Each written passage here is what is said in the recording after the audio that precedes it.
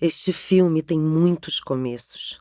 Aprendi em casa com a doutora Sarah Tendler, minha mãe, a importância da saúde pública. Pediatra e psicanalista, iniciou a carreira no Instituto de Aposentadoria e Pensão dos Marítimos, o IAPM, e se aposentou no posto de assistência médica da Avenida Venezuela, do INAMPS. Isso faz parte das minhas memórias de infância. No final dos anos 70, já adulto e ligado aos movimentos de redemocratização do Brasil, acompanhei a luta dos médicos sanitaristas pela construção de uma saúde pública gratuita, universal e de qualidade, como parte integrante de um novo país que surgiria das cinzas da ditadura. Em 2011, quando um problema da medula me jogou em uma cadeira de rodas, tetraplégico, aprendi com Paulo Niemeyer, Fernando Portela e Arnold von Riston que medicina é arte. Sem eles, eu não estaria aqui para contar esta história. A pandemia de 2020 nos pegou de surpresa e aprendi a lição definitiva do protagonismo de todos os setores da saúde na luta pela vida. A todos eles, eu dedico esse filme. Silvio Tendler, março de 2022.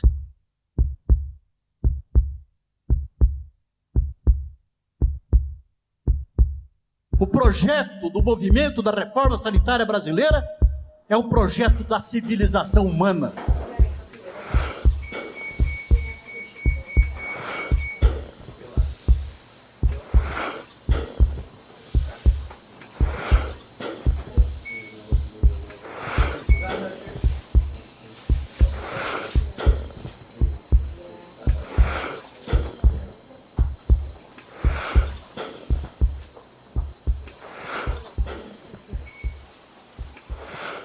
E depois de tudo isso que eu passei, que eu tive a prova, realmente, do quanto que é importante a gente defender mais ainda o SUS. Eu lembro que no dia que eu fui ser entubado, a frequência ainda estava um pouco baixa, a frequência respiratória. Ele ia me entubar de novo. E eu nunca me esqueço do olhar dele.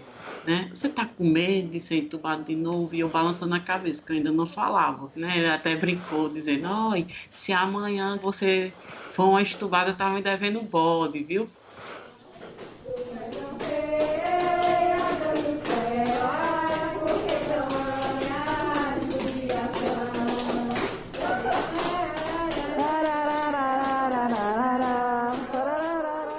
E vai ser na diversidade, vai ser no coletivo, é que nós vamos construir nosso projeto. Imaginando que na construção disso, muitas vezes, nós vamos errar. Mas nunca vamos errar o caminho que aponta para a construção de uma sociedade brasileira mais justa. A população não é usuário, a população não é cliente, a população não é usuário, a população não é cliente, é sujeito que todo cidadão tem o direito de usar o que é dele, é um bem dele, é coletivo, saúde é democracia, é básico e não mercadoria, vida, essa lógica tem que ser outra, a que prioriza, que atenda todo mundo, questão coletiva, muito além de empresas, grupos e diretorias, sistema único, de saúde único, atende a todos, acesso público, salva vidas, além do que cê imagina, do Oiapoque ao Chuí, toda a geografia, então entenda, o financiamento é a via, devido em prol da melhoria, proteger é a saída. Saúde, bem inerente à vida.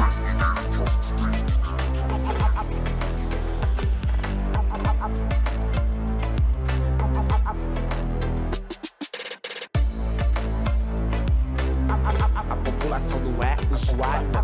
A população não é cliente, não. A população não é usuário, não. A população não é cliente, é único, ainda podia ser melhor, mas é diferente. O financiamento deveria ser melhor, pra que seguisse atendendo toda a gente, entende? Não atende a lógica do mercado, atende a vida e isso é mais potente. É um bem de direito de todo cidadão, que é muito mais do que um cliente, que é muito mais do que um cliente. Sistema único, de saúde único. A população não é cliente. Único, ainda podia ser melhor, mas é diferente. O financiamento deveria ser melhor, pra que seguisse atendendo toda a gente. Entende? Não atende a lógica do mercado, atende a vida e isso é mais potente. É um bem de direito de todo cidadão, que é muito mais do que um cliente. Saúde tem cura. 2020. Vivemos a maior emergência sanitária da história. Todos percebem a importância de um sistema de saúde seguro e eficaz. O Brasil tem um SUS. Público, gratuito, universal. Presente nos mais de 5.000 municípios, nas metrópoles e nas vilas mais remotas. Do atendimento básico ao complexo. Produção de vacinas e medicamentos, pesquisas, hospitais universitários, ações educativas de promoção da saúde, vigilância sanitária e epidemiológica. Tudo isso é SUS. É o único sistema que atende a mais de 190 milhões de pessoas gratuitamente. E 80% dos brasileiros dependem exclusivamente do SUS para qualquer atendimento em saúde. Atendimento particular, boa tarde. Boa tarde, eu gostaria de consultar o preço de alguns exames. Quais são os exames? Eletrocardiograma e ecocardiograma. Os dois juntos fica R$ 358,70. Impossível para a grande maioria dos brasileiros. Imagine o desespero de uma mãe que precise de uma ressonância magnética ou uma tomografia para um filho e não tenha como pagar.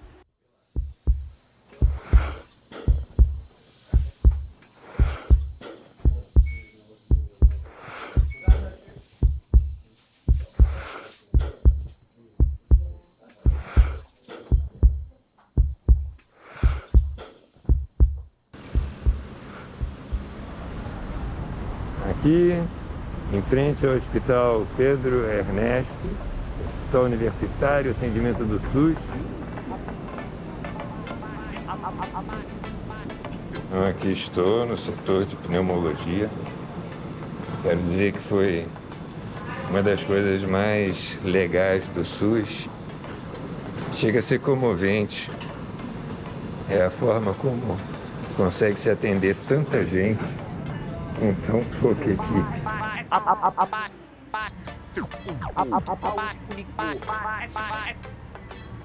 Pegamos uma fila gigantesca lá fora e rapidamente 3 pessoas, um rapaz e 2 moças, botaram a gente para dentro, fizeram uma seleção de espalhar as pessoas. Não acreditei como foi eficiente. Tanto aviso falando de tomar cuidado com a máscara, que a coisa da Covid não acabou. Serviço completo. Muito prazeroso, né, a gente poder ajudar, ver que a pessoa conseguiu, ver o paciente bem. Porque a gente chegou já aqui com um paciente de HIV. Eu, pelo menos, peguei uma e se eu olhasse, ela estava até meio cega. Tava falando assim, ela não vai sobreviver. Se eu ver hoje, ela ninguém diz, tá bonita, tá bem. Se recuperou, então isso é muito prazeroso, sabe? Poder fazer o bem, ajudar. Esse é o grande diferencial do SUS. Isso foi que eu encontrei aqui no Rocha Maia, né, que é municipal, e que encontrei também no Pedro Ernesto, que é estadual. É o atendimento humano, o carinho, o prazer com que as pessoas te atendem e te acolhem.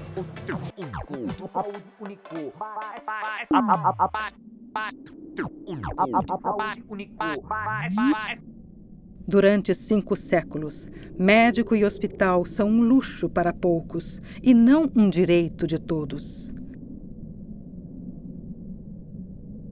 Até o início do século XX, vive-se a própria sorte em meio a epidemias e surtos de febre amarela, varíola, peste bubônica, tuberculose.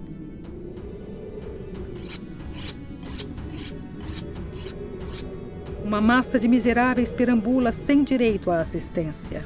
Conta apenas com alguns hospitais públicos e instituições de caridade.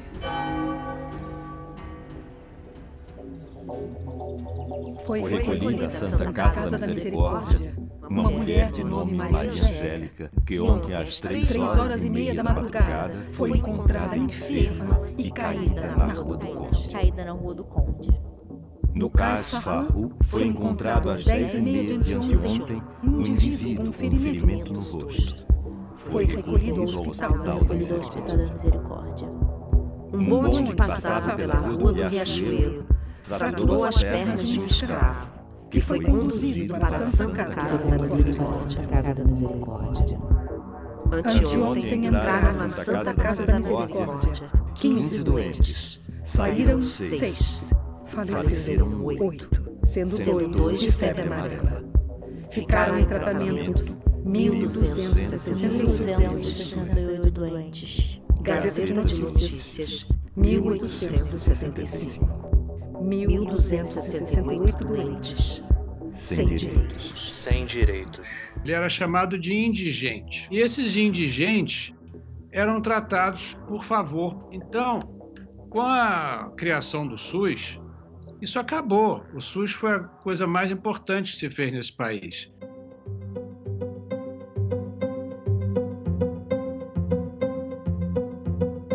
O Brasil insalubre começa a pensar a saúde pública como uma questão estratégica e o Estado assume o combate a epidemias. Em 1899, os cientistas Vital Brasil, Adolfo Lutz e Oswaldo Cruz são convocados para combater um surto de peste bubônica no Porto de Santos, o maior exportador de café do mundo. Não há soro suficiente para tratar os doentes e Oswaldo Cruz convence o governo a produzir o produto em território nacional, ao invés de importar de outros países. 2 institutos são criados, o Butantan, em São Paulo, e o Instituto Soroterápico Municipal, no Rio de Janeiro. Aqui a gente faz uma pausa na história e dá um salto no tempo. Esses institutos são as sementes de 2 das maiores instituições de pesquisa do país, a Fiocruz e o Butantan. O Brasil, que hoje é referência mundial em vacinação, nasceu ali, de um grupo de cientistas visionários que brigou pelo investimento do governo em saúde pública. Que todo cidadão possa ter acesso e direito, independente de qualquer coisa, a todos os bens que o Estado pode prover.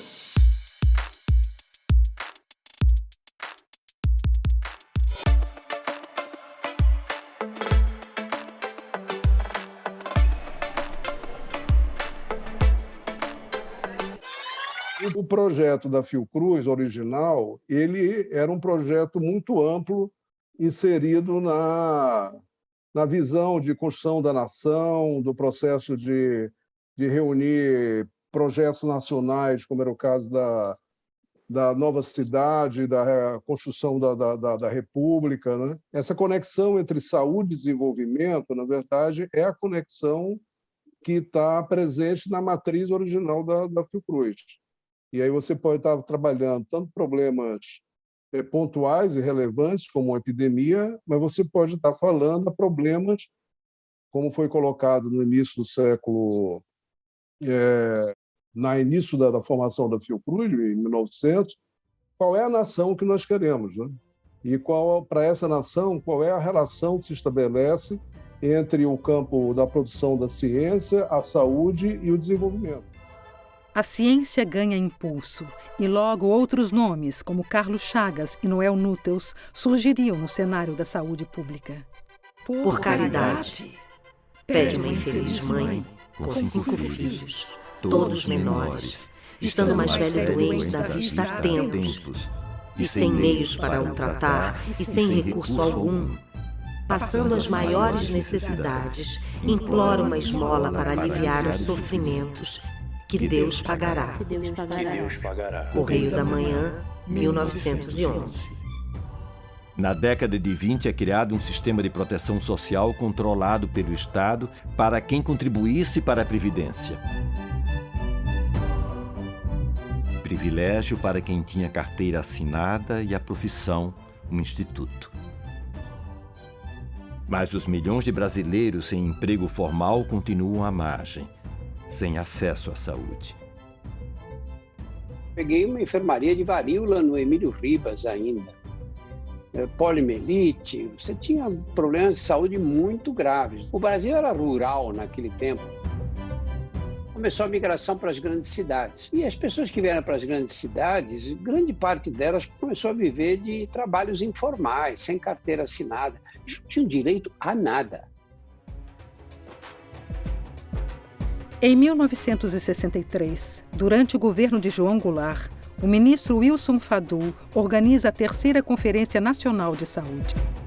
E nessa Terceira Conferência Nacional de Saúde foi quando se falou sobre municipalização, sobre saúde como direito, sobre a necessidade da gente ter um sistema de saúde que fosse um sistema de saúde unificado, não é? A medicina previdenciária andava por um lado e o sistema público de saúde andava por outro lado, né? É evidente que isso era insuficiente, né? Em termos de se você pensar uma política geral de saúde. O SUS chama único porque antes do SUS a gente tinha 2 sistemas. É na efervescência dos anos 60 que se forma a geração que mais tarde criaria o SUS. O golpe interrompe o sonho, mas a semente ficaria germinando em trabalhadores da saúde, cientistas sociais, economistas, políticos, movimentos sociais e em diversos setores da sociedade civil interessados em um sistema de saúde mais justo. A gente via crianças complicando de sarampo, a gente via muitos casos de rubéola congênita, com encefalopatias, com cirurgias cardiovasculares, gastos enormes utilizados pelos serviços da saúde. Foi uma luta grande. A vacina contra a rubéola só era acessível a quem poderia pagar um valor caro por aquilo.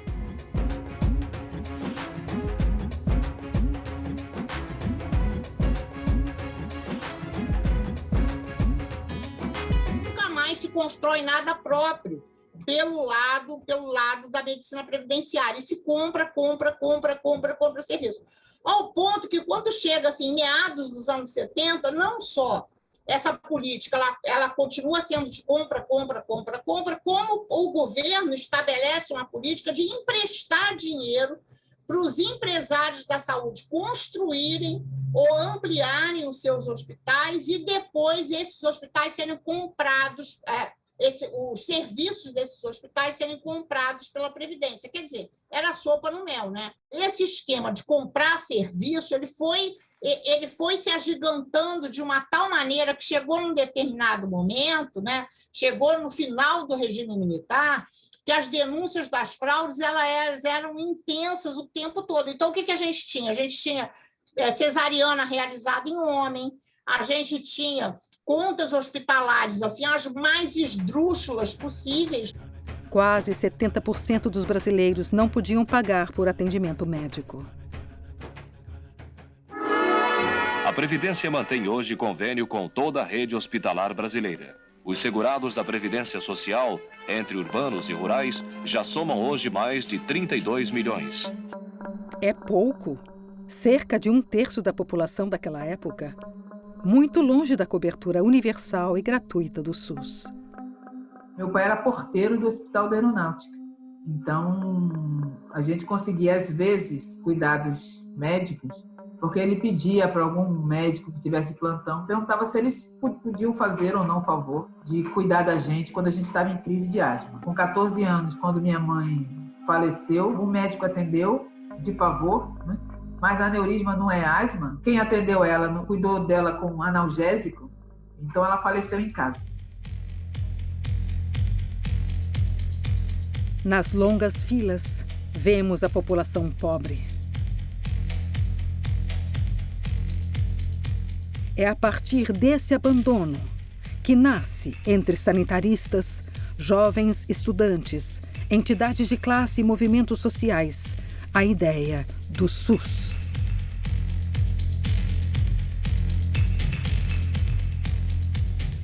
Em meados dos anos 70, algumas iniciativas ainda isoladas começam a pensar a saúde como uma questão coletiva e não uma responsabilidade individual.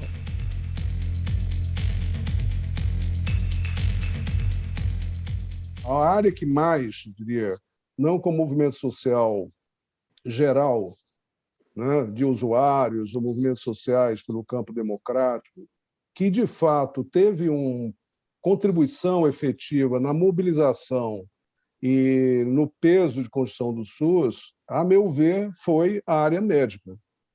E aí o movimento de residência da década de 70 e o movimento da renovação médica, que é uma extensão desse movimento, eles tiveram um peso muito significativo, que não acontece no conjunto das mobilizações trabalhistas.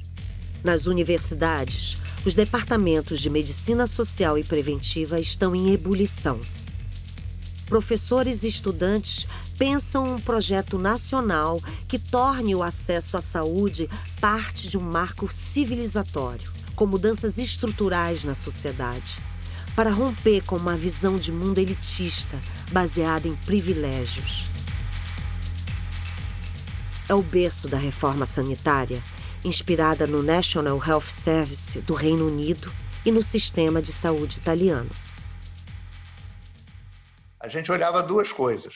Olhava a injustiça e a seletividade dessa organização do sistema de cuidados de saúde no Brasil e, por outro lado, identificamos com vigor, sobretudo naquela altura, a importância dos fatores econômicos, sociais e culturais na determinação das condições de saúde. As prefeituras de Londrina, Montes Claros, Porto Alegre e Niterói remodelam a estrutura de atendimento para tentar estender os serviços de saúde às camadas mais vulneráveis. No período quando éramos estudantes de medicina na UFRJ, estávamos já próximo de nos formarmos, né? A altura era 1974, e assim que nos formamos, decidimos não atuar junto às entidades corporativas, sindicato, movimento de Conselho Regional de Medicina. Nós queríamos ir ao encontro do povo brasileiro. Fomos conversar com o Dom Adriano, era bispo da Diocese de Nova Iguaçu, então a 7ª cidade em população do país. Lá fomos morar para fazer esse trabalho de saúde popular, de saúde comunitária, e a partir da temática da saúde, começamos a organizar um grande movimento de associações de moradores, porque a população, na sua sabedoria, identificava que saúde era também iluminação pública, era também saneamento, era todo esse processo que nós já identificávamos na saúde coletiva como a determinação social do processo saúde e doença. Ficamos lá durante muitos anos fazendo essa organização, morando no município, e na altura de 1986, abril, houve uma grande mobilização que gerou o fechamento da rodovia Dutra, a maior rodovia do país, porque era a questão da dengue que se instalava no território nacional e em demanda para a saúde como direito.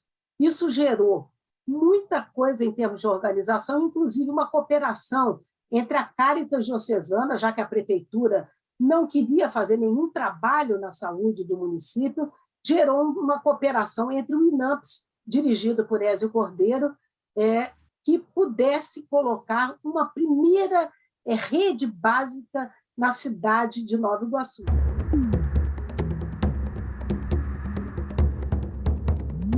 Você tinha experiência dos países europeus no estabelecimento de políticas de recorte universal, como a Inglaterra e outros países.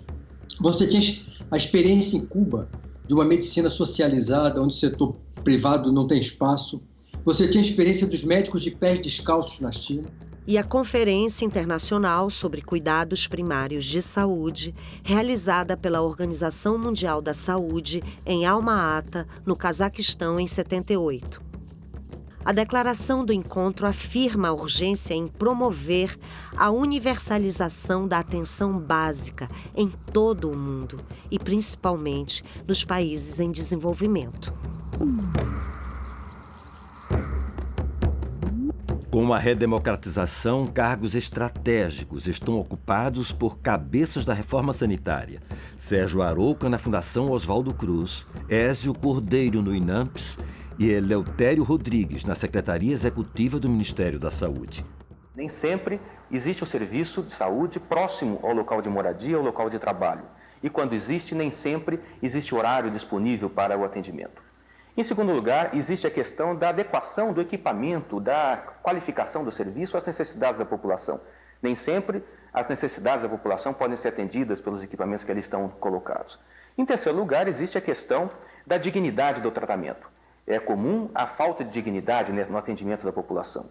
E, por último, quando a população chega, quando o usuário chega ao serviço, nem sempre ele consegue ter o seu problema resolvido ou, pelo menos, equacionado e encaminhado. Em 86, a 8ª Conferência Nacional de Saúde lança as bases do SUS em um clima de fim da ditadura. Claro, saúde é um dever do Estado e nosso direito.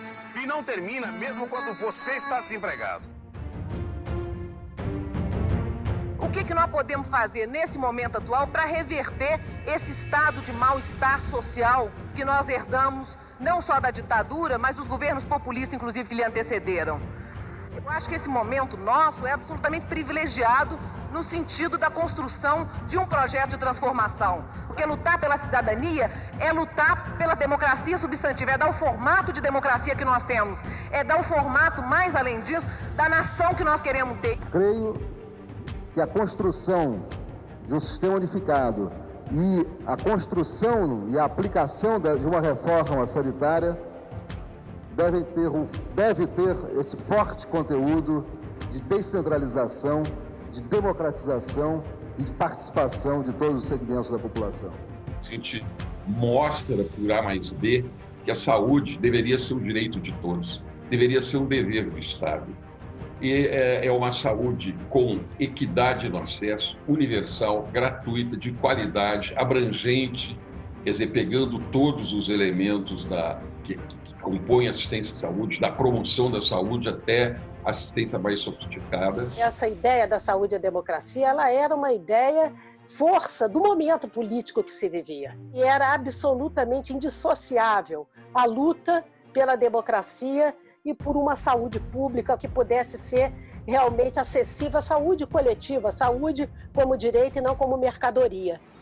O Brasil não pode continuar sendo uma nação de vários Brasis. Uma articulação política coloca no mesmo evento o presidente Sarney, ministros, deputados, senadores, partidos políticos, entidades de classe, centrais sindicais, associações de moradores, igrejas. Correntes de várias matizes dialogam, de comunistas aos mais liberais. É a primeira conferência aberta aos usuários. 5.000 pessoas participam.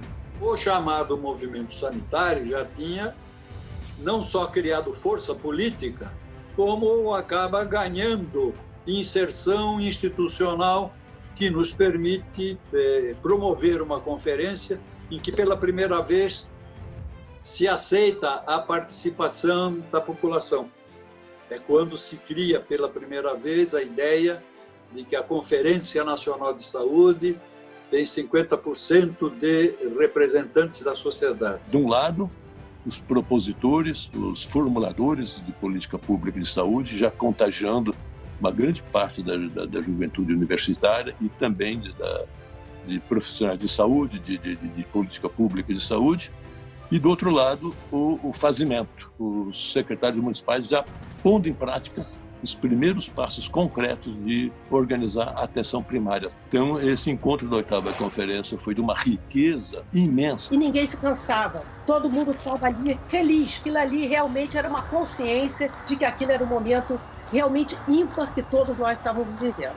Esse foi o pacto que a sociedade brasileira fez naquele momento, escolhendo um caminho para trilhar, pelo bem-estar da população, por construir políticas públicas robustas que pudessem dar conta dessas condições de vida, de trabalho, de amor, de prazer de toda uma sociedade.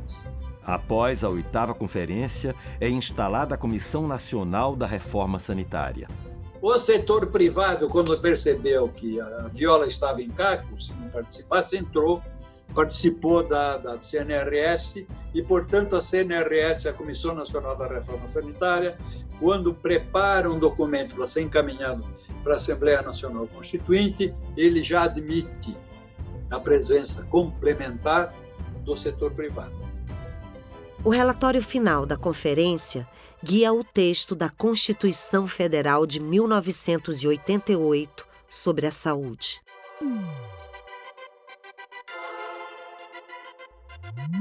Houve uma construção de alianças, uma negociação política muito intensa dos militantes do SEBS, do próprio Conselho Federal de Medicina, das associações de enfermagem, de psicologia, de nutrição, dos dentistas. Então, esse movimento teve uma habilidade política muito intensa no processo constituinte e que se articulava também com os governadores, que tinham seus deputados, tinham senadores, que também passaram a ser parceiros. Alguns constituintes propõem a mudança do artigo 1º, que garante que a saúde é um direito de todos e um dever do Estado. Mas o texto é mantido com a aprovação da ampla maioria. O líder do governo na Câmara, deputado Carlos Santana, se destacou durante a votação do capítulo Saúde. O setor privado que estiver em execução está executando como se o Estado fosse, e sob o controle do Estado e sob o pagamento do Estado. Na Constituinte, o relator dizia assim: eu não aguento mais, todo mundo chega aqui e fala a mesma coisa, todo mundo fala nesse tal do SUS, não aguento mais isso, porque vocês combinaram com todos os agentes para falar a mesma coisa. E posso dizer que não houve pacto, houve enfrentamento. E isso é muito claro no fato de que nós avançamos muito nos direitos sociais, mas não avançamos na estrutura tributária.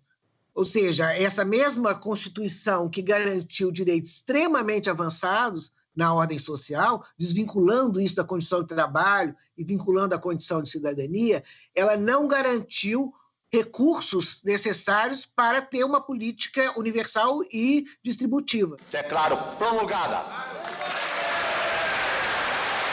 o documento da liberdade, da dignidade, da democracia.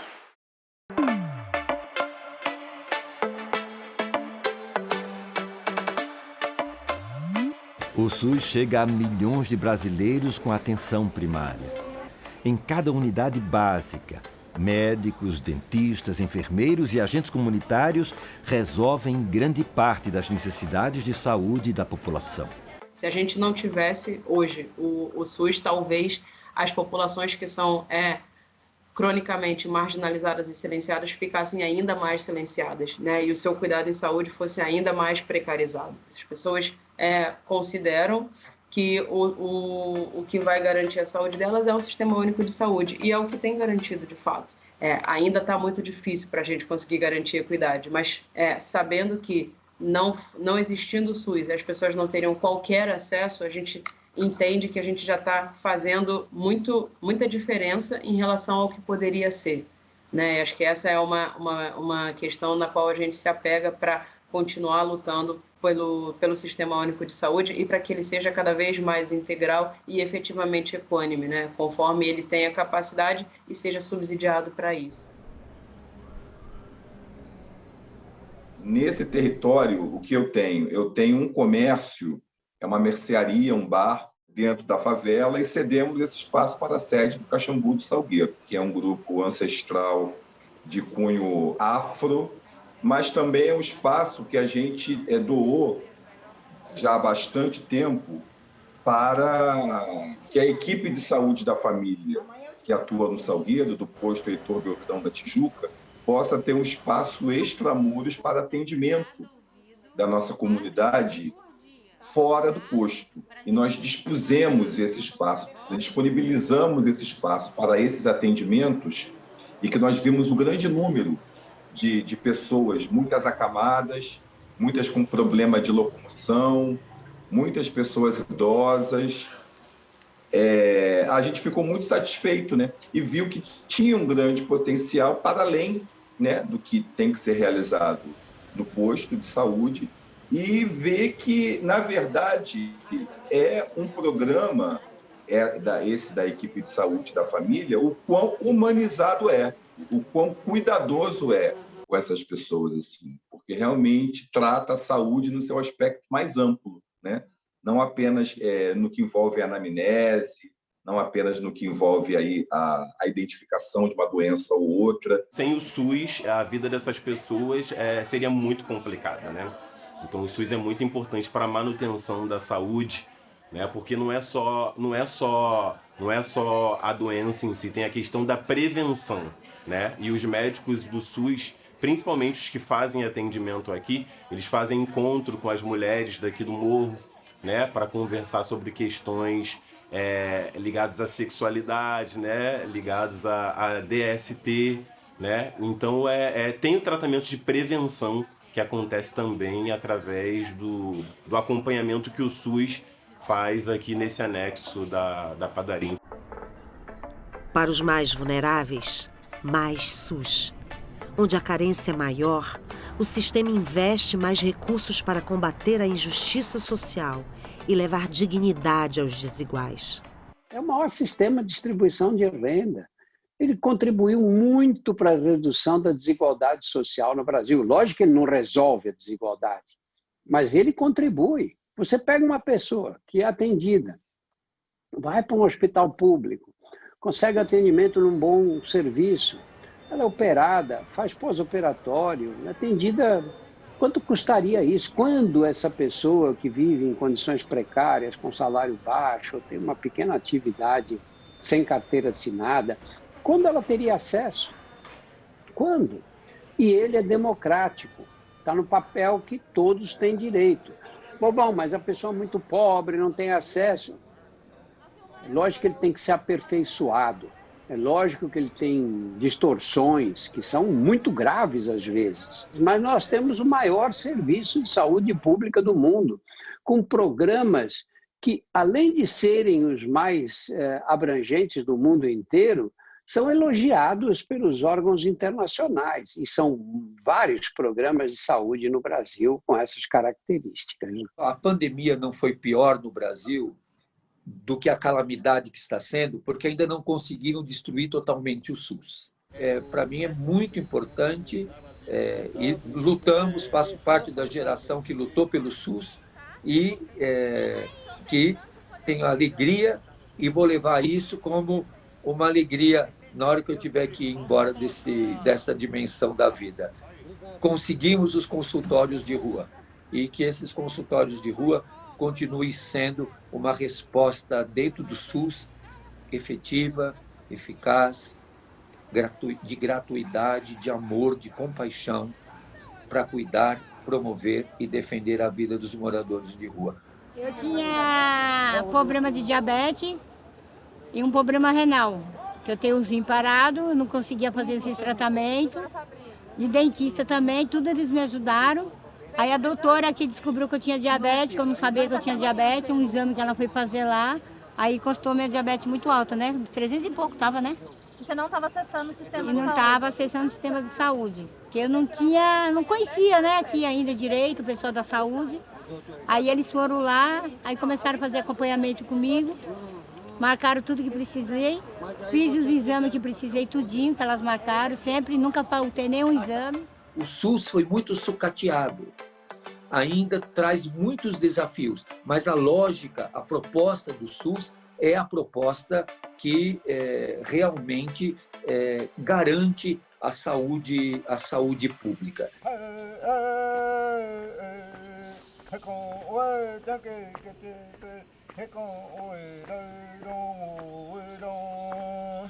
Nós indígenas não temos recursos para pagar hospitais privados, né? Então é uma realidade que a gente enfrenta, nós povos indígenas, no atendimento da saúde pública através do SUS. A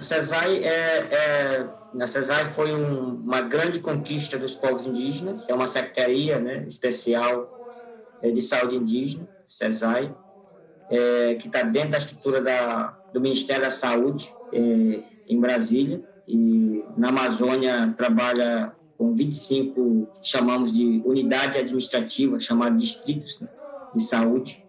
Na Amazônia são 25 e no Brasil são 34, graças a Deus, aos deuses, né, pela vida da liderança que nos antecederam, que preveram esse futuro para a gente, né, de conquistar direito à saúde e para a gente poder usufruir hoje.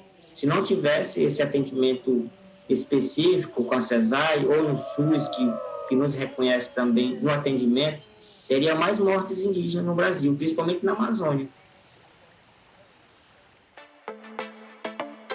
Sem o SUS, a maioria da população não teria acesso a procedimentos e tratamentos de alto custo.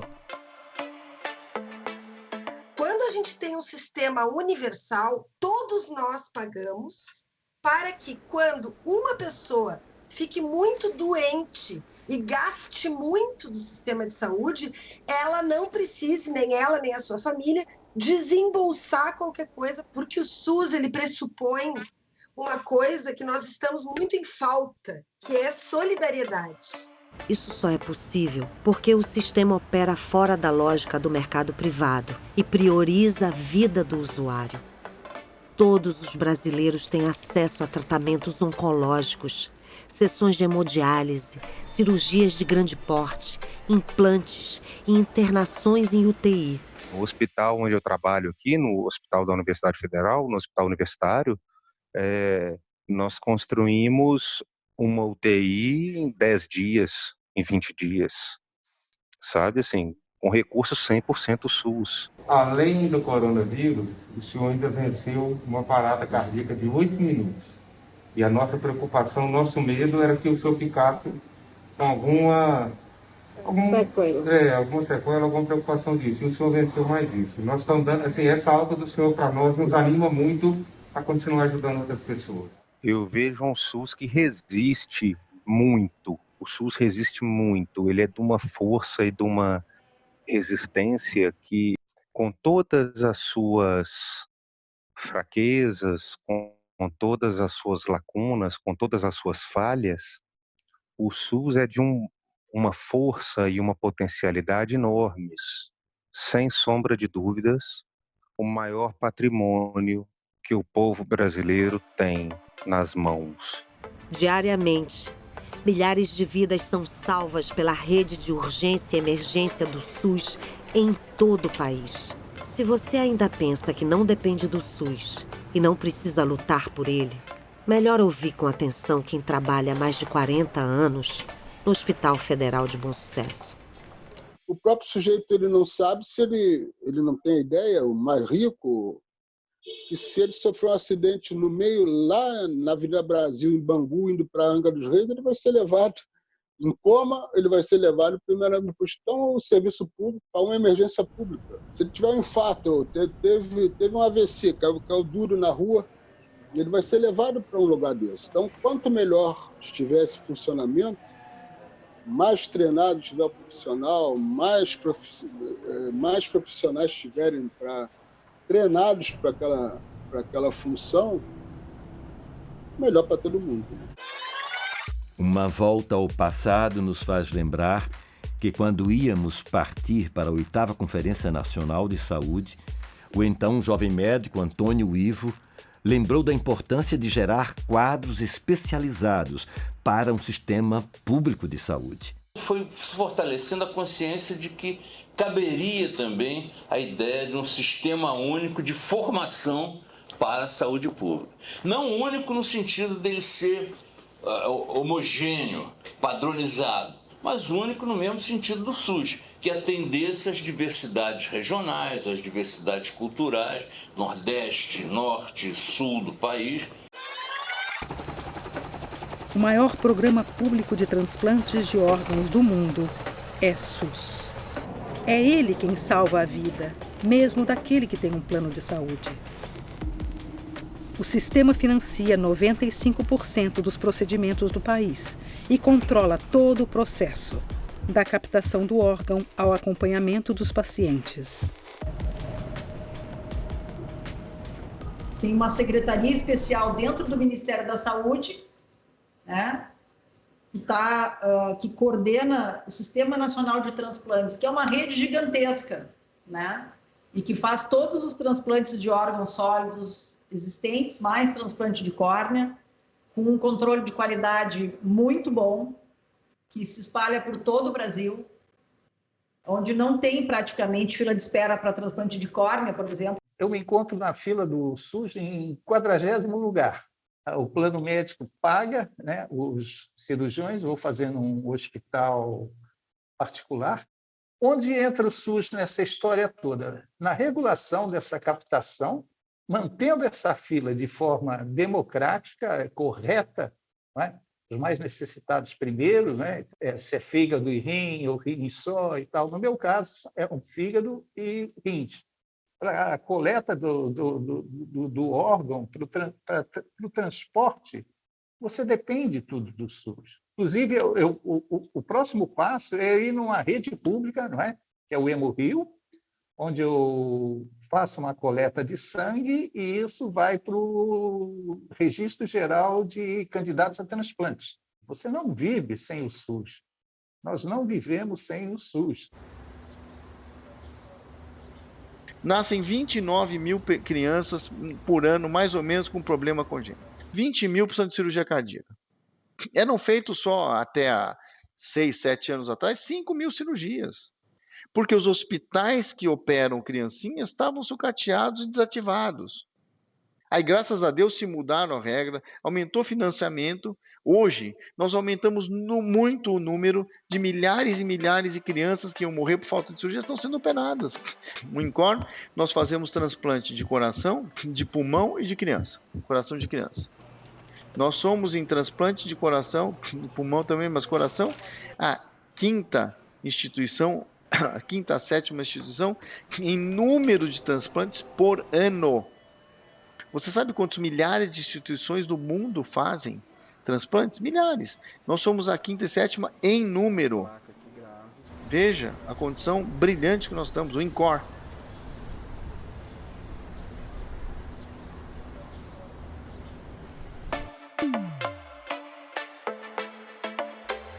Como usuária do SUS e mulher transexual, eu tenho muitas alegrias, muitas mesmo. Primeiro que o SUS é nosso, foi pensado e criado para a realidade do nosso país. Não existe nada igual no mundo. Então isso significa que nós temos a criatividade, a capacidade de pensar em especial para a nossa população, em todos os sentidos. Se não fosse o SUS, minha vida seria uma coisa sem graça, sem sal. Eu estaria viva, mas não feliz, né? Viver, a gente vai viver, né? Mas não estaria feliz, não estaria realizada. Alma, sabe? Alma. Porque hoje eu posso chegar em algum lugar, ainda que alguém queira negar a minha identidade, eu tenho toda uma legalidade, né, perante isso, né?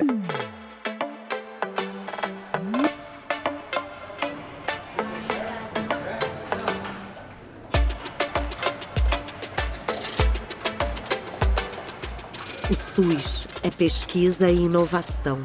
A Fiocruz firma acordos de transferência de tecnologia desde a vacina contra a febre amarela.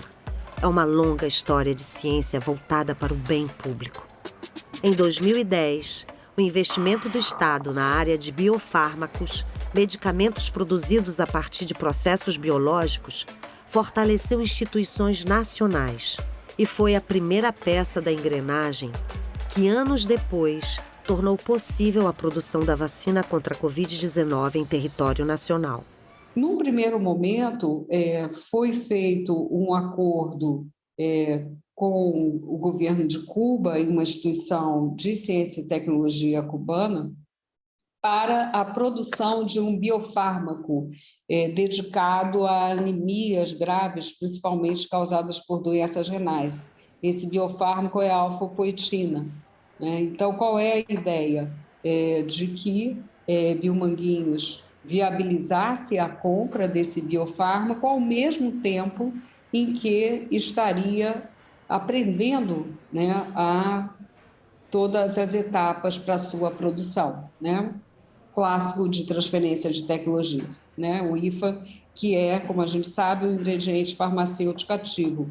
Então, primeiro a alfapoetina e depois uma política que se chama PDPs, né, a sigla, Parcerias para o Desenvolvimento Produtivo, também voltada a que a Fiocruz pudesse, através de biomanguinhos e de farmanguinhos, né, produzir biofármacos e medicamentos essenciais para o SUS que nós não detínhamos a tecnologia. Isso foi feito com outros laboratórios públicos, não só os da Fiocruz, o Butantan, que hoje tem a vacina de influenza, também a vacina de influenza é fruto dessa política, e que é também uma base para a própria produção da Coronavac.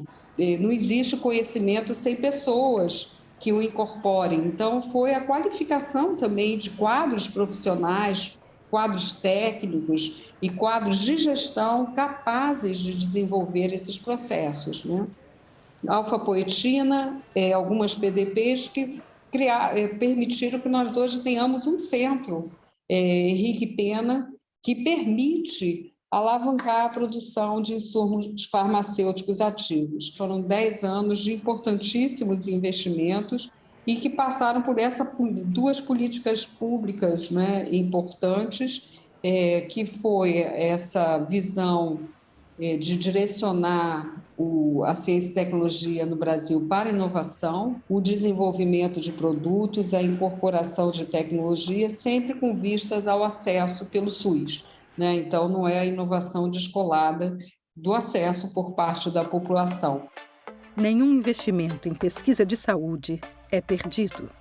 Saúde é questão de tempo, paciência e obstinação. Nós optamos por esse caminho da vacina desenvolvida pela Universidade de Oxford e licenciada AstraZeneca, e nosso acordo, então, é com a farmacêutica, não é direto com a universidade, por isso, porque a universidade ela fez essa cessão para a AstraZeneca produzir e comercializar a vacina, com uma condição, que se seguisse o princípio da Organização Mundial de Saúde, de que em tempos de pandemia a vacina teria que ser um bem público. Mas o que pesou sobremaneira foram 3 fatores. Primeiro, a urgência, e era a vacina que à época era considerada uma das que estava numa fase mais acelerada de desenvolvimento. Em segundo fator, seguir essa orientação da OMS, da Assembleia Mundial de Saúde, enfim, da vacina sem fins lucrativos. E o terceiro fator, aliás, 4 fatores. O terceiro fator era a condição de produzir a vacina, ou seja, a gente usaria o aprendizado e parte da infraestrutura que já tínhamos instalado aqui na Fiocruz, graças a essa política anterior e a todo o esforço anterior feito em Biomanguinhos. Então, a capacidade de produzir, e o quarto fator, não menos importante, o fato de ser uma tecnologia nova, vista como promissora. Desde o início, nós colocávamos, a nossa perspectiva é ter a vacina 100% produzida na Fiocruz. E até é emocionante, em pouco tempo, da transferência de tecnologia até agora, que nós temos já o IFA produzido aqui, foram 9 meses. É uma verdadeira epopeia. Todos os anos, o SUS vacina 10 milhões de crianças contra a poliomielite em um único dia. Sarampo, tétano, difteria, coqueluche e formas graves da tuberculose estão controlados graças ao SUS. O Programa Nacional de Imunizações do Brasil é um dos mais importantes do mundo. Lá estão disponíveis todas as vacinas, calendário básico de vacinação, são 14 vacinas para crianças, tá certo? São 6 ou 7 vacinas para adolescentes, outros 5 ou 6 para idosos, tá? Disponível sem custo para toda a população que desejar se vacinar, tá certo? Tá? Vocês sabem que no país desenvolvido tem uma parte que o governo apoia com vacinação de programas nacionais, mas outros é privado mesmo, né? Privado, eles vão o seguro que paga, enfim, uma série de coisas assim. Mas aqui é um programa gratuito para toda a população. São 300 milhões de doses de vacina oferecido de forma gratuita a toda a população. Biomanguinhos hoje atua em 3 áreas, atua nas 3 principais áreas da saúde pública, Atua na prevenção, no diagnóstico e no tratamento. Então, na prevenção, a gente tem as vacinas desenvolvendo e produzindo vacinas. No diagnóstico, a gente desenvolve e produz kits para diagnóstico das doenças. E no tratamento, a gente está produzindo biofármacos, né? Principalmente para doenças crônicas, doenças raras, mas hoje Biomanguinhos é o principal produtor de vacinas para o Ministério da Saúde, juntamente com o Instituto Butantan. Os dois institutos eles estão fornecendo talvez 70%, 60% a 70% das vacinas que o Programa Nacional de Imunizações consome. A gente está aumentando, desenvolvendo essas capacitações internamente que nos tornem capazes de dar respostas rápidas e não ficar na dependência ou das grandes empresas internacionais ou de outros países. Isso é super importante. Eu acho que isso faz de Biomanguinhos cada vez maior. Esses são os 3 grandes segmentos da gente, né? Produção, desenvolvimento e pesquisa e educação. Então, hoje a gente produz produtos para tratamento de Parkinson, imunossupressores para pessoas que fizeram transplantes e vários outros medicamentos, tanto para suprir o SUS, como também para gerar um determinado balizamento de mercado, onde a população é assistida porque tem um medicamento que precisa e, ao mesmo tempo, a gente gera renda, emprego, inovação e tecnologia no país. Nós temos 12 vacinas em estudos. O Butantan está fazendo estudo de fase 3 da vacina da dengue, que é mais complexo ainda porque são 4 sorotipos diferentes. São 16 mil pacientes. O Butantan está fazendo esse estudo há 3 anos. Custou 400 milhões de reais. Saiu dos cofres públicos, num outro tempo, num outro momento econômico do país. Nós podemos fazer, mas nós necessitamos de uma guinada nas políticas públicas voltadas para garantir assistência à saúde nesse país, para garantir acesso a medicamentos de última tecnologia. Investimento em saúde é alavanca para o desenvolvimento e não um fardo para a sociedade. A área da saúde gera 7 milhões de empregos diretos e mobiliza 9% do produto interno bruto brasileiro. 30% do potencial de inovação, como pesquisas em biossegurança, inteligência artificial, impressão em 3D, uso inteligente de grandes bases de dados, é liderado pela área de saúde. Se a gente investe na inovação em saúde, a gente permite o Brasil entrar na 4ª revolução tecnológica, para a gente não ser tão dependente quanto somos hoje no novo padrão tecnológico. Hoje, as patentes de inteligência artificial estão na mão de 5 países. Daqui a pouco a gente não consegue fazer atenção básica utilizando a nossa própria base de dados se a gente não tem capacidade tecnológica para lidar com isso. Então, essa dimensão da saúde, eu digo, saúde é desenvolvimento e mais do que isso, saúde deve se tornar uma das grandes apostas para a gente sair da crise e num padrão de desenvolvimento que alie equidade, direito, dinamismo econômico e soberania nacional.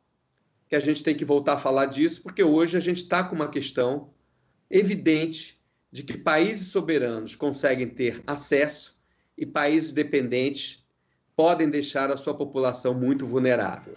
Esta pandemia revelou fragilidades, né, essenciais que a gente tem que lidar para o avanço do SUS. A fragilidade começa com a fragilidade de ter uma base de financiamento e de um apoio político para o SUS. É o sistema público universal que tem a menor proporção de financiamento público. Nenhum sistema universal tem um financiamento menor do que 70%. No Brasil, o financiamento público responde por apenas 45% do gasto em saúde. O Brasil é o maior sistema universal do mundo, com o menor financiamento público do mundo para sistemas universais. É uma contradição. do início dele, o SUS foi boicoteado. Em 89 já teve boicote, que a Constituição previa 30% do orçamento da Seguridade Social para o SUS. Foi previsto na lei do orçamento e não foi cumprido. Os próprios governos que eu votei também não priorizaram adequadamente o SUS. Nós já tivemos até a CPMF criada lá, sugerida pelo ex-ministro falecido, grande ministro da Saúde, Adib Jatene.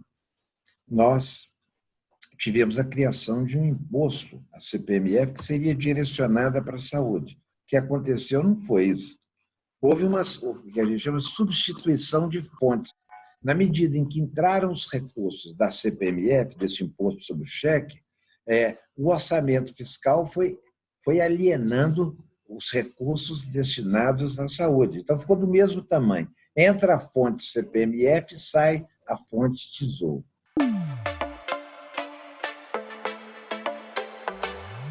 E o Adib Jatene estava entusiasmado que ele estava conseguindo avançar muito na construção da base do SUS. A base do SUS é a atenção básica à saúde. Esse caminho foi cortado. E o Adib Jatene pediu a demissão. Ele foi bastante elegante, ele não anunciou publicamente por que pediu a demissão, mas eu conheci pessoalmente o Adib Jatene, vi uma cena extremamente deprimente, muito triste. Eu vi o Adib Jatene chorando as lágrimas em frente ao prédio do Ministério da Saúde, para nunca mais pôr o pé lá. Em 89, os gastos com saúde eram da ordem de 11,5 bilhões de dólares. Na época se falava em dólares. Em 93, quando o Jamil Haddad era ministro, o orçamento era 6,5 bilhões de dólares. Esta queda nos recursos é que nós tentamos recompor e não conseguimos recompor. Os dados de 2015, que a gente gastava 9% do PIB na saúde, mas 55% na saúde suplementar, basicamente nos planos de saúde e nos medicamentos, e 45% para o resto todo do SUS funcionar. Para os 50 milhões de brasileiros, 4,5% do PIB, e para os 50 milhões de brasileiros que têm plano privado, um pouco mais da metade do financiamento. É muito inequânime. O culto ao poder privado é desmentido pela fragilidade dos planos de saúde. Convivemos com a quebra das empresas, a troca de propriedade, a queda na qualidade dos serviços oferecidos. É uma questão cíclica que afeta a vida dos pacientes. Quem garante a saúde é o SUS. 23% da população tem plano de saúde. Agora, desses 23%, 80% dos que têm plano de saúde é benefício. Plano de saúde é benefício, é pago pelo patrão. Só 20% dos que têm plano de saúde é decisão individual de ter um plano de saúde. Então, o resto é benefício, está na conta. E quem paga esse benefício? A sociedade como um todo, porque isso entra na conta de resultado da empresa e diminui o imposto de renda que ela tem que pagar.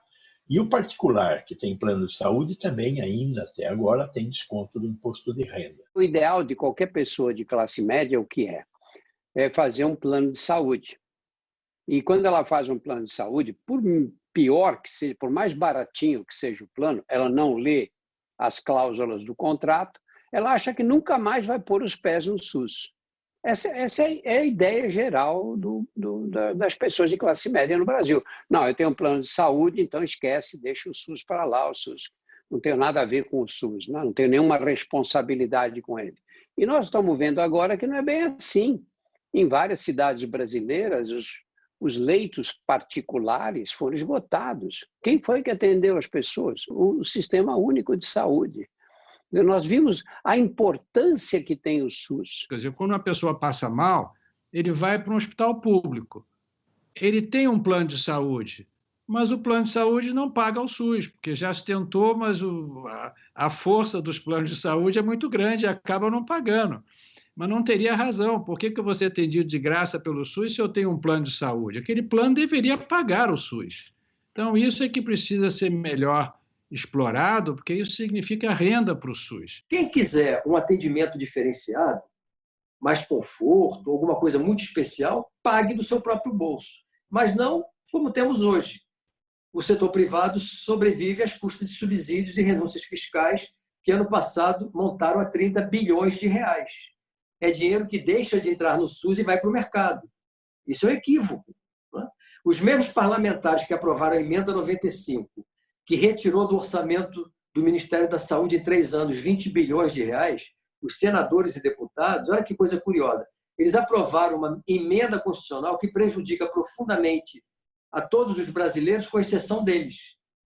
Porque para as suas necessidades individuais e de seus familiares, eles usam planos de saúde privados, curiosamente, subsidiados por nós, cidadãos, através dos nossos impostos. O que é, do ponto de vista ético, uma coisa aterrorizante. Existe uma versão, pelo menos 3 versões do SUS, né? Uma que é muito vinculada a uma tese do PSDB, né, fundada ali nos anos 90, em que o SUS ele não carece de um problema de financiamento, mas apenas de um problema de gestão, e isso se resolveria em parceria com o setor privado. Uma outra versão do SUS é aquela de um SUS para os pobres, ou seja, é um modelo mais norte-americanizado, em que o SUS seria especializado, então, em atender as pessoas que não podem pagar planos de saúde. Isso é abrir mão dos fundamentos da reforma sanitária. Isso também se coloca e é disputado na atualidade. O que a gente entende que é possível agora, de construir um SUS público, estatal sim, né? Ele me parece trazer ao primeiro plano o desafio de pelo menos estabelecer uma relação com o setor privado em que você consiga disciplinar e organizar esse setor privado segundo uma regulação pública. Me convidaram se eu toparia orientar a criação de um Instituto do Cérebro no Rio de Janeiro. Aquilo é um sonho, foi um sonho que a vida inteira eu tive de conseguir montar e trabalhar num lugar desse. Então, aquilo eu não precisei nem de 2 segundos para responder. E a minha única preocupação era saber como seria a gestão, porque não me interessaria fazer mais um hospital público que fosse ocioso, que fosse lento, que tivesse fila. E aí me explicaram, não, vai ser uma administração público-privada. Eu já achei interessante. E é por isso que lá funciona com agilidade, porque é uma administração público-privada, mas que só atende doentes do SUS. E às vezes os doentes entram lá e perguntam, doutor, mas aqui tem que pagar, né? Não, não tem que pagar. Ele acha que tem que pagar porque tudo é limpinho e funciona com hora marcada. Então, isso é uma questão de gestão. Nós vamos ter que caminhar para um pragmatismo, temos que ser mais objetivos, sem esse preconceito de que o doente do SUS é só do SUS, o particular é só particular. Nós temos que fazer uma medicina única. Acho que a gente pode pensar, sinceramente, uma reforma do serviço público que garanta o caráter público. Mas insisto que mesmo quando terceiriza por esse tipo de parcerias público-privado, ainda podem ter, você pode, se você segura o comando, podem ter utilidade. Por exemplo, na área de produção de fármacos, equipamentos, tivemos e temos algumas parcerias bem-sucedidas. A própria Fundação Oswaldo Cruz tem parceria para desenvolvimento de antirretrovirais e também na parceria de vacinas, em que há uma combinação virtuosa que pode se ter, digamos, a participação do setor privado em parceria, desde que você garanta o controle do serviço público. Nós que somos profissionais da saúde sabemos que existe uma dificuldade tremenda entre a teoria e a prática.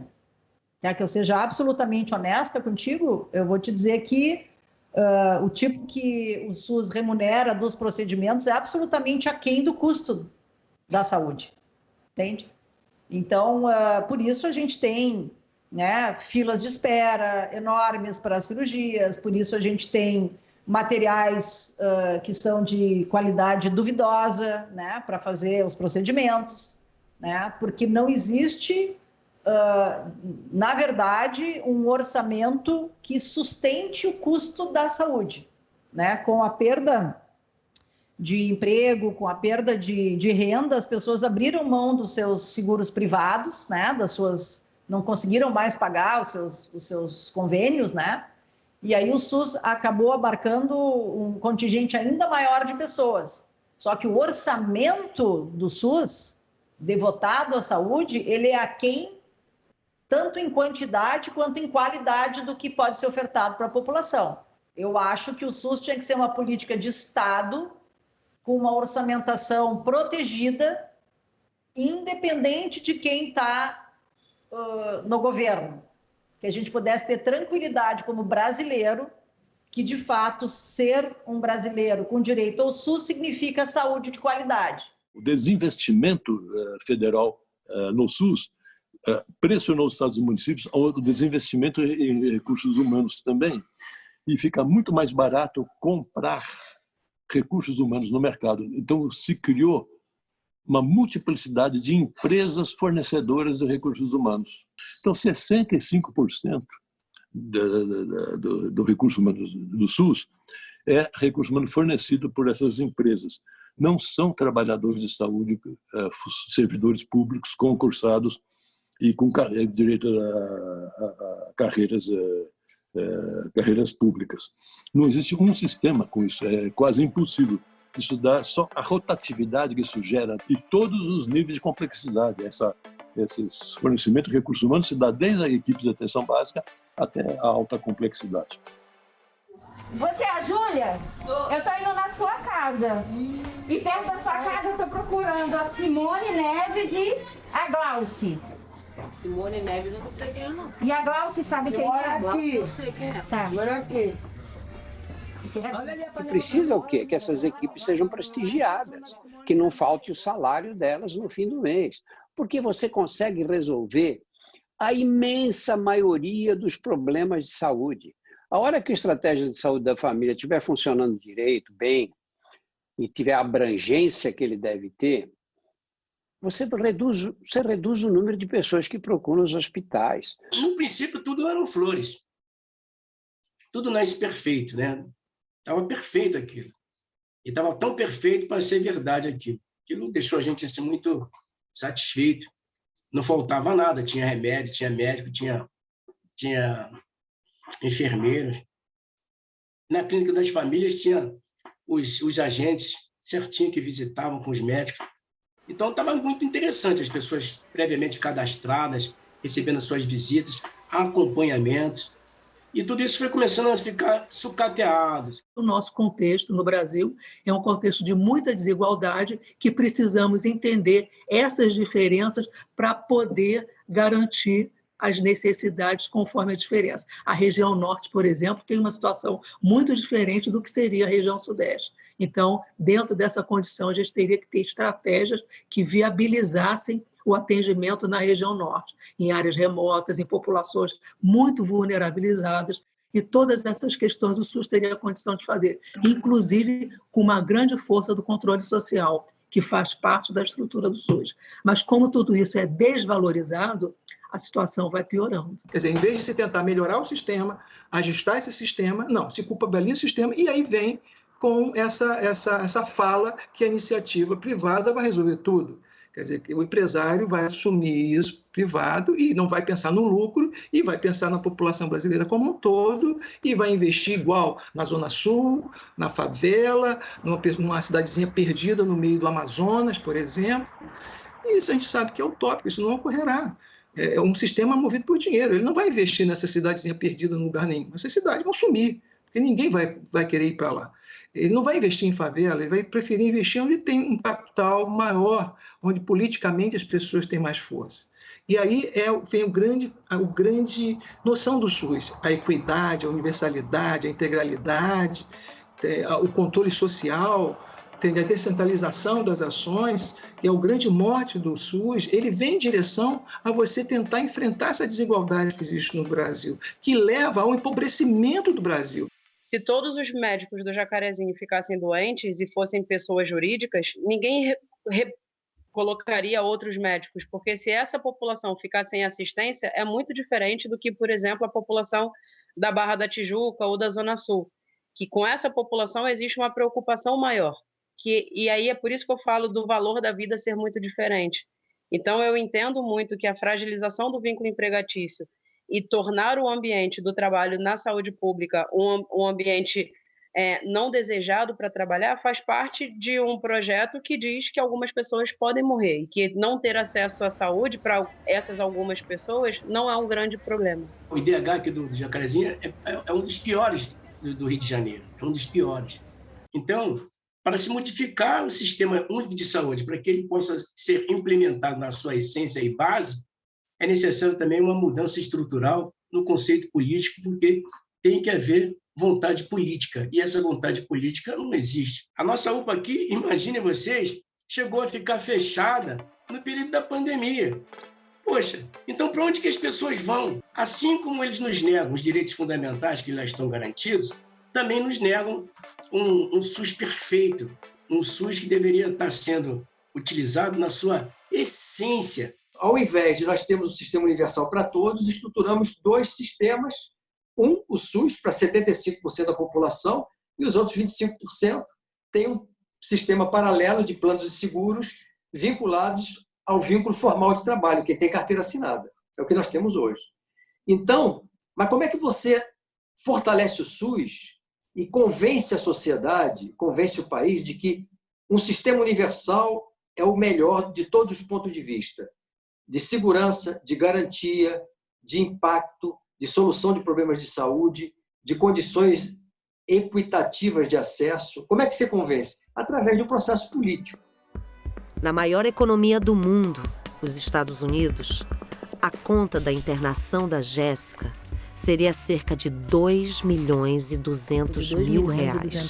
Defender mais ainda o SUS. O país que mais gasta no mundo com cuidados médicos e produz tecnologia e conhecimento de ponta é a expressão da desigualdade. 2/3 das falências de pessoas nos Estados Unidos estão ligados a problemas de saúde. Apenas os idosos, pessoas com deficiência e os muito pobres têm alguns serviços gratuitos. O restante da população precisa pagar um convênio particular que tem alto custo. In terms of the care that is delivered, it is inequitable and it is, for the most part, mediocre by international standards. So it is a contradiction. How can we spend so much on medical care and get such poor returns? Em uma sociedade bélica e militarista, o Estado vira de costas para as 27 milhões de pessoas que não têm nenhuma cobertura em caso de doença e banca hospitais para militares da ativa e veteranos. There are many vested interests who enjoy significant profits out of the system, and they fight like hell to defend their turf and what is theirs. And it creates then kind of a political stalemate in terms of trying to achieve the larger system transformation which our nation badly needs. O que a gente vê normalmente é só a foto do corredor lotado, é a foto da pessoa que morreu na fila, é a foto da pessoa que não conseguiu o exame, são as denúncias. E aí, muitas vezes, acontece isso. O SUS se resume ao hospital, à fila do corredor, e eles esquecem, e eles, na verdade, eles querem esquecer que o SUS é muito maior, entendeu? Existe uma grande política, um grande discurso de que o SUS não presta. O SUS vira um personagem mau, né? Ele vira o vilão da história.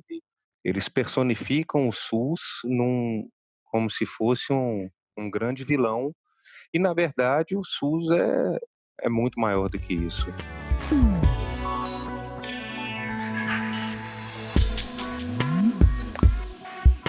A saúde pública no Brasil é minada por esquemas de desvio de verbas que impedem o uso correto dos recursos públicos. Agora mesmo, durante a pandemia, vimos denúncias envolvendo a compra de ventiladores e respiradores para hospitais e de vacinas que poderiam salvar vidas. não quero esconder os problemas que o SUS tem. Tem e muitos. E muito não pela proposta, mas por causa do subfinanciamento, por causa da desvalorização, por causa do investimento que os governantes deveriam fazer e não fazem. Tem problemas também de gestão que precisam ser resolvidos. Tem problemas também de corporativismo que precisam ser resolvidos. Quando você fala em SUS, e eu trabalho no hospital público há 40 anos, quase 35 anos, né, e no hospital privado também, e você vê o atendimento do SUS, é um atendimento brilhante. Sem o SUS, como é que faria a população desse país? Não teria atendimento médico praticamente, ou quase nenhum. O SUS diferencia. Nós somos diferenciados por ter o SUS. Nós temos um sistema que hoje atende mais de 160 milhões de pessoas, meu Deus do céu, com medicina de alta tecnologia. Claro que tem regiões pobres, claro que tem regiões que o SUS está sucateado. Não estamos falando de um país heterogêneo, mas olha o que esse sistema faz para os brasileiros.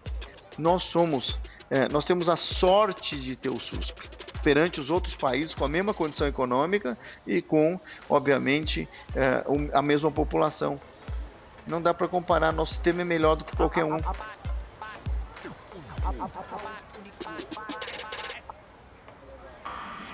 O Sistema Único de Saúde, que é uma das propostas mais generosas e mais fraternas do mundo. Poucos sistemas de saúde são iguais ao nosso. Inteiramente gratuito, para toda a população, do mais pobre ao mais rico, tem direito a ser atendido no Sistema Único de Saúde. E só enfrentaremos pandemias como essa se tivermos esse sistema. Então, que a elite econômica desse país olhe com carinho e com a dignidade necessária para as políticas sociais deste país. Que ela pare de ficar de frente para o mar, mas de costas para o Brasil. Eu acho que o SUS ele traz para o Brasil uma concepção que, para uma cultura tão elitista e desigual como a nossa, é quase revolucionária. Ou seja, você dizer que todo mundo tem direito igual a um serviço público, neste contexto brasileiro, é uma grande mudança. Então, acho que, mais do que tudo, ele simbolizou isso, quer dizer, a perspectiva de você alterar uma estrutura social e política social, de ausência de direito para grande parte da população, de privilégios para outros. Então, acho que este é o principal... a principal contribuição do SUS para uma sociedade mais democrática e justa. E vejo, do ponto de vista mais democrático, a importância disso. Um rompimento com uma cultura de privilégios e patrimonial.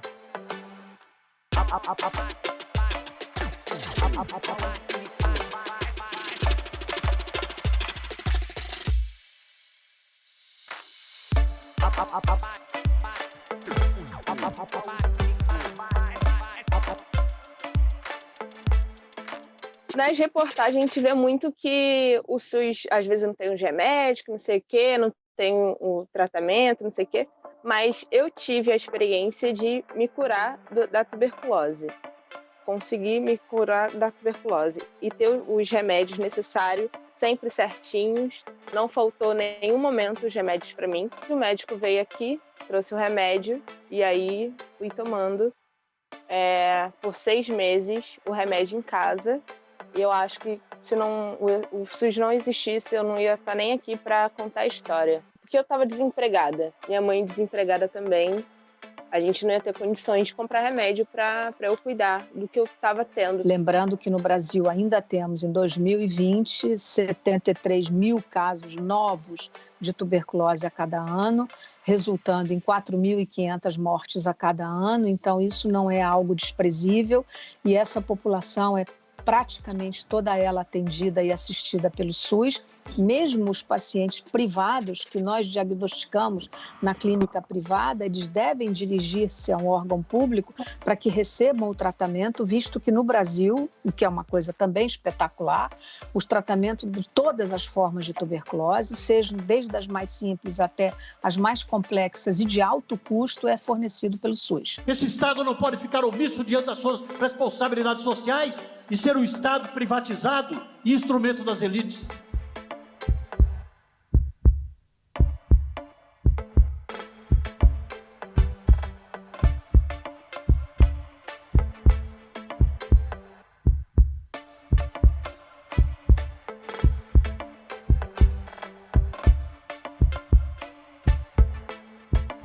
Se nós tivéssemos que pagar, nós não teríamos condições. Porque a gente sabe que é uma cirurgia muito cara, né? O medicamento eu consegui pelo sistema também. Se tivesse demorado isso, talvez até o nosso menino não conseguiria vencer essa doença. A gente foi muito bem atendido, desde a parte de exames, enfermeiros, médicos, nota 1000, na verdade. Eles passaram, vamos por 1000 anos e a gente nunca vai conseguir agradecer a todos eles lá pelo que eles fizeram pelos nossos filhos, né? Uma história de amor, na verdade.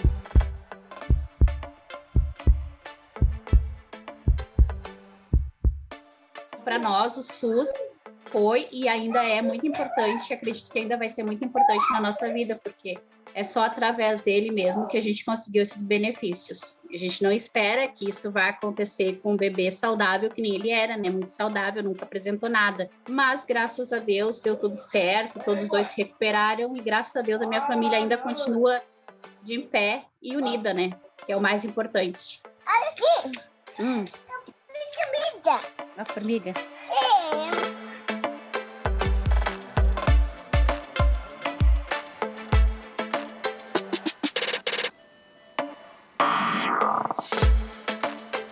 Esse sistema é um sistema, se eu pudesse resumir de uma maneira, digamos, despretensiosa, eu diria o mais justo, que é aquele que numa população diversa como a brasileira, com essa concentração de renda absolutamente iníqua, é o SUS, cabe ao SUS dar resposta para 80% do que é o desafio em saúde brasileiro. Então, eu considero talvez o SUS a nossa arma mais poderosa, mais preciosa e que tem que ser defendido a qualquer custo. Não há dúvida que um sistema dessa complexidade, num país da nossa desigualdade, numa população imensa como a nossa, seguramente o SUS terá que se reinventar cada vez mais, no sentido de botar em aplicação parte do seu ideário, digamos assim, que não vem sendo adequadamente executado, o desmantelamento de muito da estrutura do SUS que nós vemos, particularmente no Rio de Janeiro, que é onde eu vivo nos últimos anos, foi muito triste, mas sem dúvida nenhuma essa estrutura precisa ser resgatada e eu acho que no momento como nós estamos vivendo de pandemia, isso talvez sirva como um exemplo muito pedagógico, digamos assim, mesmo a um custo humano muito alto de como o SUS deve ser resgatado, reestruturado, reequipado e humanizado como ele nasceu para ser. Ou seja, a gente vai continuar lutando, não é? A gente já lutou outras vezes. Olha, eu sou uma mulher negra de favela. Eu sou fruto dessa luta. Não é? As forças que produzem morte, aniquilamento, rechaço, sempre estiveram aí. Não é? Eu acho que a gente vai continuar lutando e a gente vai empurrar essas forças da morte mais para lá, de novo. Não é? Eu espero que não demore. A gente nunca deixou isso acontecer de graça. Não é? Sempre foi com muita luta. Então, assim, eles estão ganhando da gente nesse momento, tá? A morte está levando muitos nossos, tá? Né? Mas a gente vai continuar lutando. Sempre vai ter alguém em nosso nome fazendo o que é preciso. E eu sei que não vai ser um ou dois, né?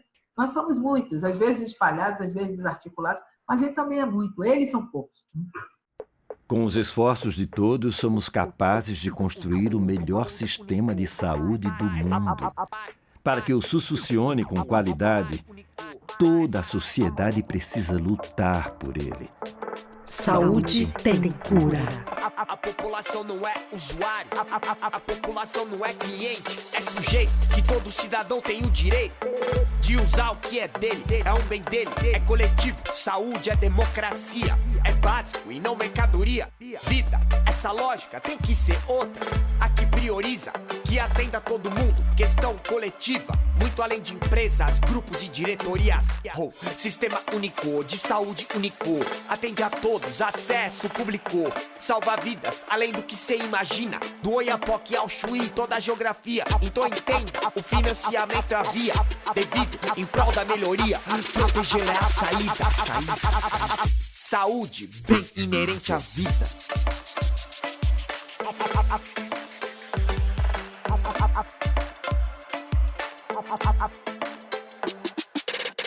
A população não é cliente, é único, ainda podia ser melhor, mas é diferente. O financiamento deveria ser melhor, pra que seguisse atendendo toda a gente, entende? Não atende a lógica do mercado, atende a vida e isso é mais potente. É um bem de direito de todo cidadão, que é muito mais do que um cliente.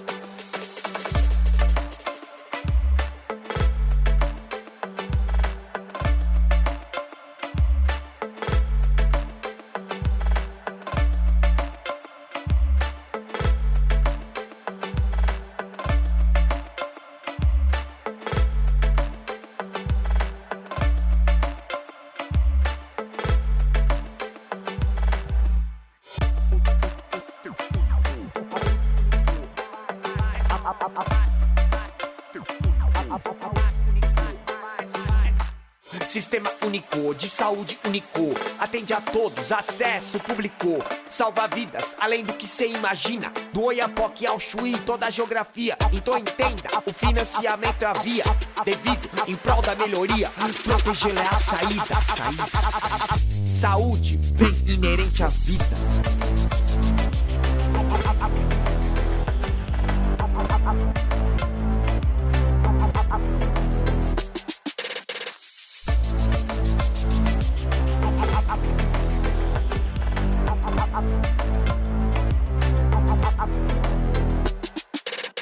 A população não é cliente, é único, ainda podia ser melhor, mas é diferente. O financiamento deveria ser melhor, pra que seguisse atendendo toda a gente, entende? Não atende a lógica do mercado, atende a vida e isso é mais potente. É um bem de direito de todo cidadão, que é muito mais do que um cliente.